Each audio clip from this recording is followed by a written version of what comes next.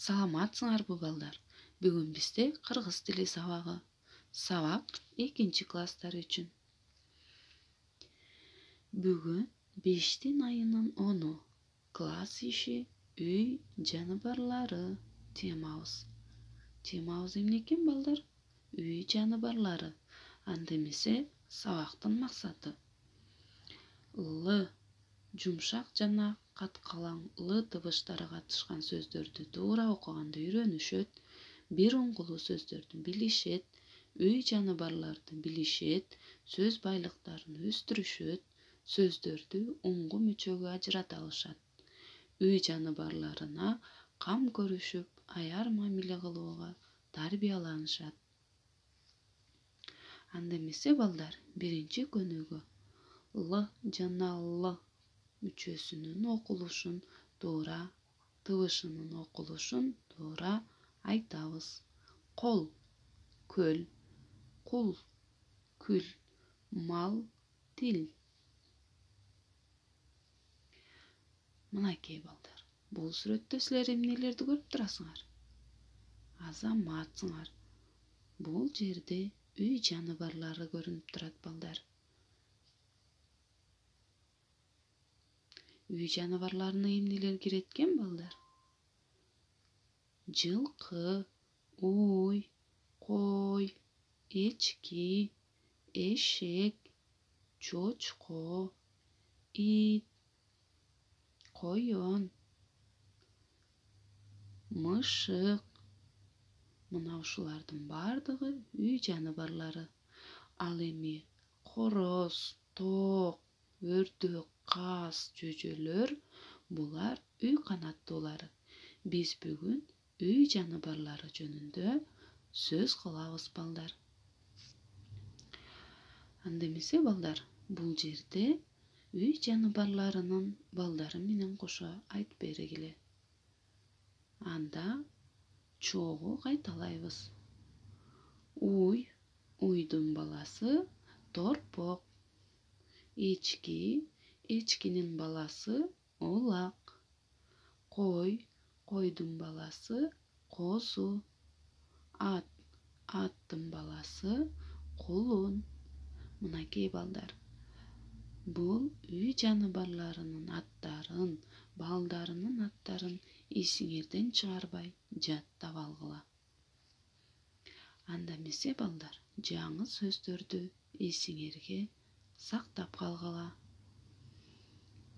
Мүйүз, рога, мүйүздүү, рогатый. Чөп жейт, кушает траву.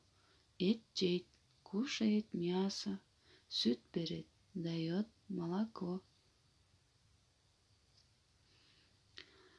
Анда эмесе балдар, дептериңерге мааниси туура келген сөздөрдү коюп жазгыла.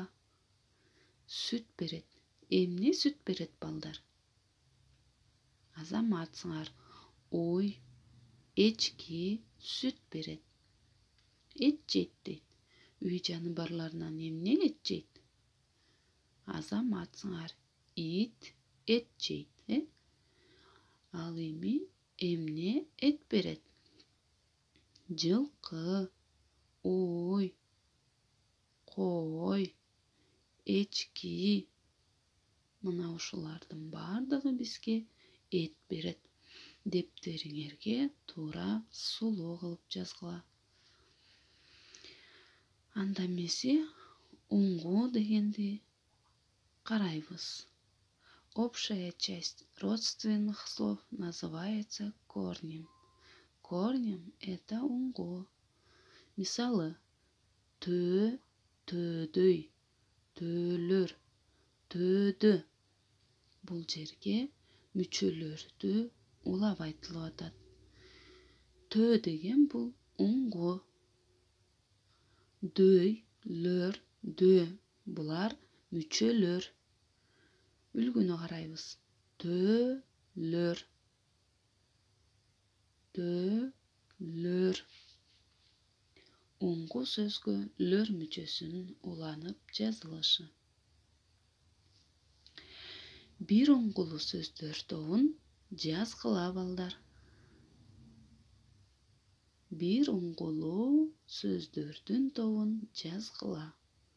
Балык, коён, балыктар, мүйүз, коёндор, мүйүздөр.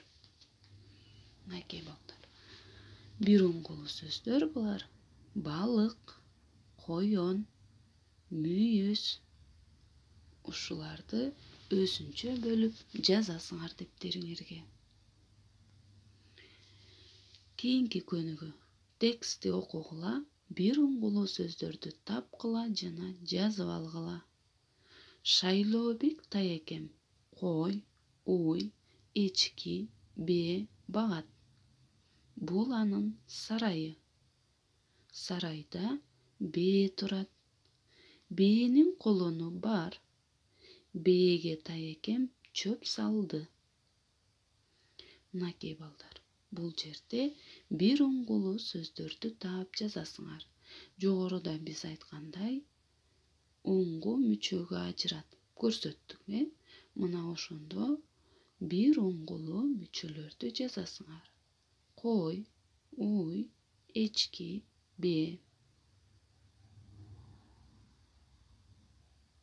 Чөп. Мына ушул сөздөрдү көчүрүп дептериңерге жазасыңар. Анда эмесе диалогду окуйбуз. Акылай чыпалак баладан сурап жатат. Бул кайсы жаныбар? Чыпалак бала. Бул эчки, ал мүйүздүү жаныбар. Балдар, силер ушул диалогду андан ары сүрөттөрдү карап улагыла. Төмөндөгү аныктамаларга туура келүүчү жаныбарлардын аттарын атагыла. Эмне чөп жейт? Мышык чөп жейби? Жок, мышык чөп жебейт. Эчки чөп жейби? Ооба, эчки чөп жейт. Кой чөп жейт. Чычкан чөп жейби? Жок, чычкан жебейт. Уй, ит чөп жейби? Уй чөп жейт. Ит чөп жебейт.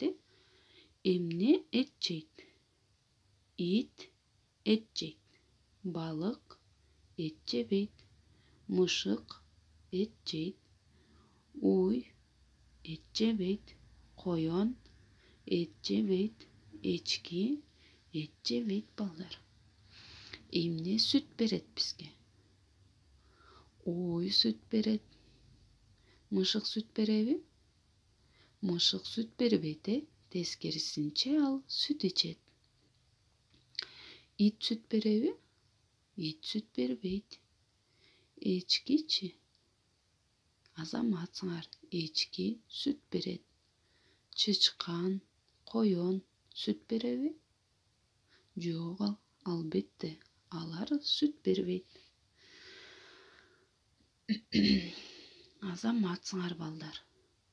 Мынакей үй жаныбарлары жөнүндө биз кенен маалымат ала алдык. Анда эмесе балдар, үйгө тапшырма 9-көнүгүүнү жазгыла. Үлгү боюнча сөз айкаштарын катыштырып, сүйлөп, түзүп жазасыңар балдар. Көрүшкөнчө жакшы тургула.